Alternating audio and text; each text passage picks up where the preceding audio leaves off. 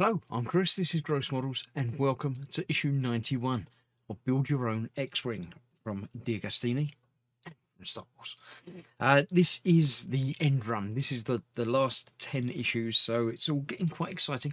It's all coming together.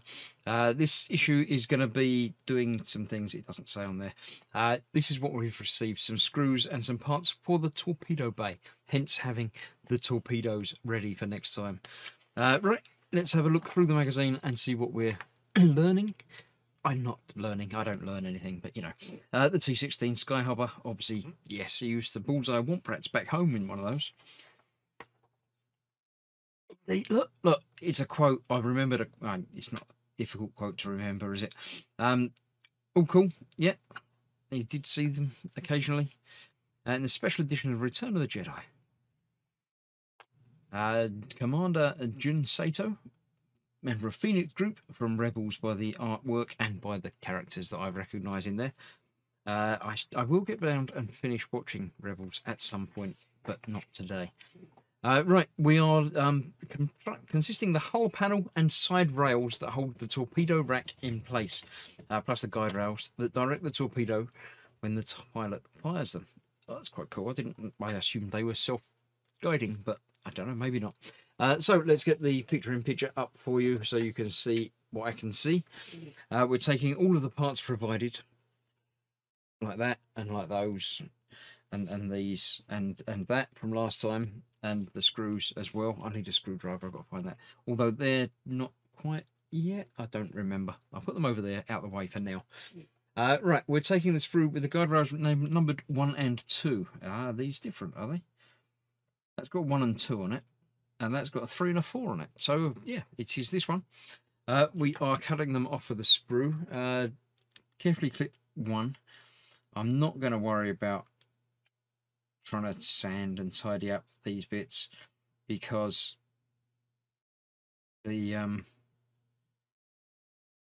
nub is that close to the thing. Actually, it's in a little indentation that's going to go into a hole by the looks of it. Let's have a look. Yes, make sure you leave the two locating pins in place. Yes, they have indeed. They're still there. You can see that there's actually 3. Should there only be 2? I'm not sure. Let's get this the same way around as they have in the picture. That way round. This is going onto there. So there are 3. Okay. This is going into the one furthest away. It's going in there like that. Will it go the other way round is the real question. Yes, it goes either way round, so it doesn't really matter. It does say to use some super glue, which I shall be doing. I'll get these glued in place, but at the moment my super glue is not ready for human consumption. I've had it standing up, whereas I need to leave it laying down for a little while to make sure it dribbles down to that end of the bottle, because I'm getting close to the end. Although I'm hoping I'll be able to finish this build before, so that's going to go on there. Number 2 is being fitted in the same way and next to it. So let's get that off of there as well. I'm assuming it's just that the indentations are in slightly different places. That one will go there. Will it go the other way around as well? That will also go the other way around. I think the same, really. It looked pretty much the same to me. That one's got a slight curve to it. I don't know if that's deliberate. I don't think it's deliberate. Looking at the instructions there, the picture, the big picture doesn't seem to have a curve to it. But, you know, there we go. Right, so yes, it says to put that obviously over there as well. And then do exactly the same with these 2 down here. So I shall get those done. I'll get them glued in place and get these ones put in place and then come back when it's done. Okay, that's those all glued in place. So they're all as they should be, not a problem there. Next up is fitting this piece into there with 2 screws. I've got the screws ready, look. It goes that way round. You've got 4 pegs and 2 holes going over thusly. Lining up those is fairly easy. Snaps down over there and is held in place with 2 screws. That's easy as well. That one. And that one. Then there's one more part to this stage. Well, there's 2 more parts to this stage. There's 1 more part to doing this bit first.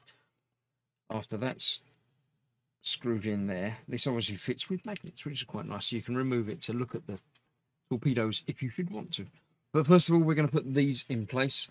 It just says fit the locating pins in there. There's that bit that's got to go around the magnet.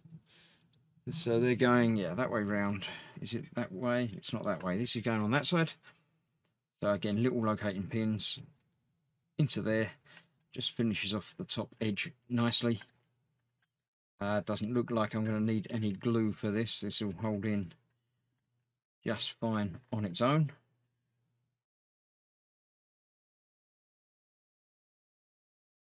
That pin is not going quite in there. Let's just make sure it's lined up before you force it. I might need to adjust that a little bit. Let's see how this one goes in first, shall we? Go in there. Come on, you know you want to. One in there, make sure they line up properly.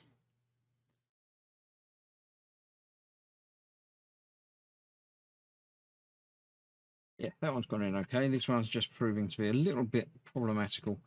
I think a little bit of brute force is required. That clicked into place. So there we have that. That's good to go. We shall be not fitting that yet, but we'll put that off to one side. Next up, I need to change camera angles and get the big thing in because we're going to be fitting the seat. So see you in a moment.